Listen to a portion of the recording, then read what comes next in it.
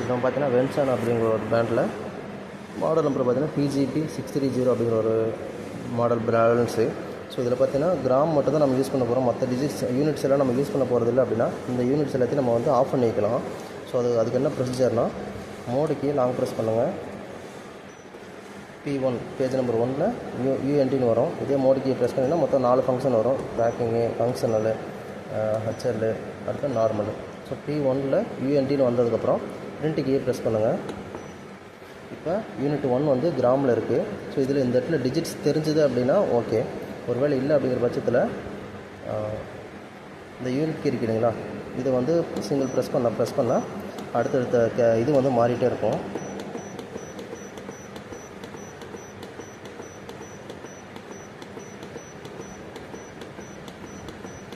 So பார்த்தீங்கன்னா இத்தனை units இதில் ஓகே பண்ணி வச்சுருக்காங்க. ஸோ இதில் யூனிட் 1க்கு ஜிக்கு டிஃபால்ட்டாக இருக்குது, அதை அப்படியே விட்டுரும். அடுத்தது மறுபடியும் வந்து பிரிண்ட் பட்டன் இன்னொரு டைம் ப்ரெஸ் பண்ணிங்கன்னா யூனிட் டியூன் வரும். இது டிஃபால்ட்டாக வந்து கேரட்டில் இருந்தது. இப்போ நான் ஏற்கனவே மாற்றி வச்சுருக்கேன். இப்போ ஒருவேளை அதை நீங்கள் மறுபடியும் கேரட் எனேபிள் பண்ணணும்னு நினச்சிங்கன்னா யூனிட்டு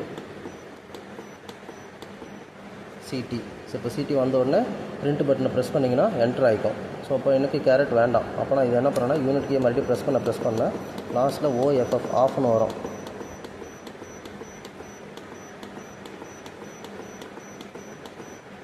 ஆஃப்னு வந்த உடனே பிரிண்ட் கீ ப்ரெஸ் பண்ணிங்கன்னா அது என்ட்ரு ஆகிட்டு அடுத்து யூனிட் 3க்கு போகும். ஸோ யூனிட் 3லேயும் வந்து நான் GSM யூனிட் இருக்குது, அதை நான் ஆஃப் பண்ணி வச்சுருக்கேன்.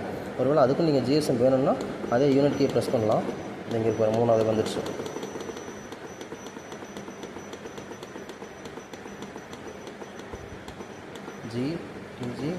GSM. ஸோ இதுதான் வந்து இந்த யூனிட்டோடது. ஸோ இப்போ நமக்கு இது வேணாம் அப்படின்னாலும் இதை நம்ம ஆஃப் பண்ணி வைக்கலாம். ஸோ லாஸ்ட் ஆஃப்ங்கிற போகிற வரையிலும் பட்டனை ப்ரெஸ் பண்ணிகிட்டே வரணும்.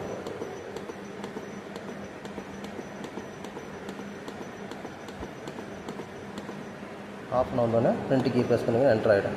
ஸோ மறுபடியும் P1 பேஜ் நம்பர் 1 வந்துச்சு. ஸோ இதில் வந்து பீஸ் கவுண்டிங் ஆப்ஷன் இந்த மாடலே இல்லை. ஸோ அதனால் கேரட்டும் GSM மட்டும் ஆஃப் பண்ணால் போதும். கிராம் வந்து டிஃபால்ட்டாகவே நிற்கும். ஸோ இப்போ ஒன்ஸ் வந்து ஜஸ்ட் ஆஃப் பண்ணி ஆன் பண்ணுங்கள்.